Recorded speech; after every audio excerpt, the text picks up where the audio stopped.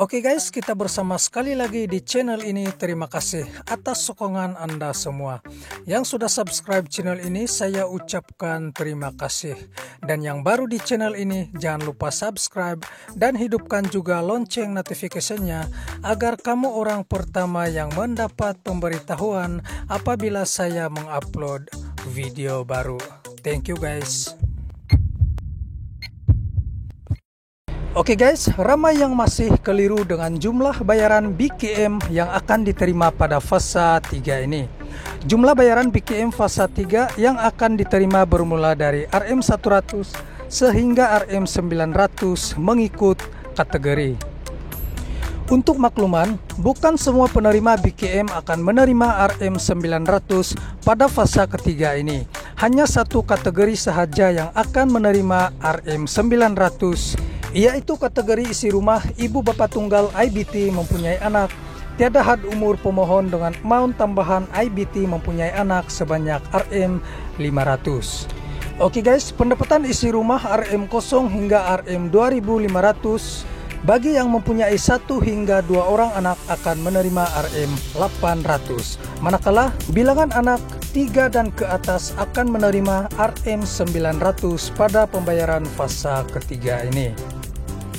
Bagi kategori yang sama tetapi mempunyai pendapatan isi rumah sebanyak RM2501 hingga RM5000, mempunyai bilangan anak 1 hingga 2 orang anak dan 3 ke atas, masing-masing menerima RM600 pada pembayaran fase ketiga ini.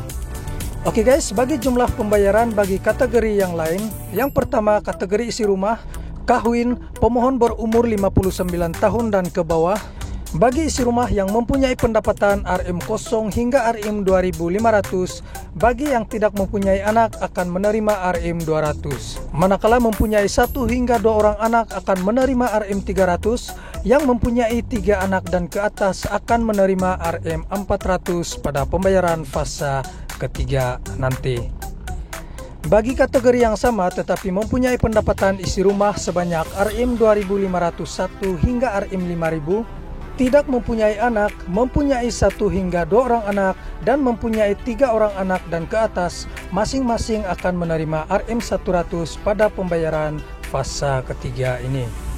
Yang kedua, kategori isi rumah, kawin, pemohon berumur 60 tahun dan ke atas, dengan amount tambahan isi rumah warga emas sebanyak RM300. Pendapatan isi rumah RM0 sehingga RM2500.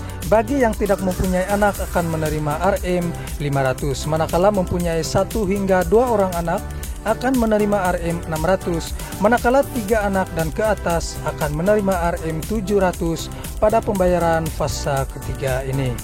Oke guys, bagi kategori yang sama tetapi mempunyai pendapatan isi rumah sebanyak RM2501 hingga RM5000, tidak mempunyai anak, 1 hingga 2 orang anak, dan 3 anak dan ke atas, masing-masing akan menerima RM400 pada pembayaran fase ketiga ini.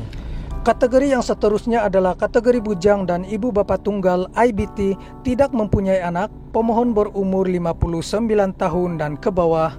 Pendapatan RM0 sehingga RM2500 akan menerima RM150 pada pembayaran fase ketiga ini. Kategori yang terakhir adalah kategori bujang dan ibu bapak tunggal IBT tidak mempunyai anak, pemohon berumur 60 tahun dan ke atas, pendapatan RM0 sehingga RM5000. Pembayaran fase ketiga ini akan menerima sebanyak RM150. Semoga pembayaran BKM fase ketiga ini dapat diawalkan oleh pihak kerajaan. Oke guys, semoga info ini jelas dan bermanfaat kepada Anda semua. Sekian saja perkongsian pada kali ini. Terima kasih karena sudah klik dan menonton video ini sampai habis. Kepada yang baru di channel ini, jangan lupa untuk tinggalkan like, share, dan subscribe. Bye-bye.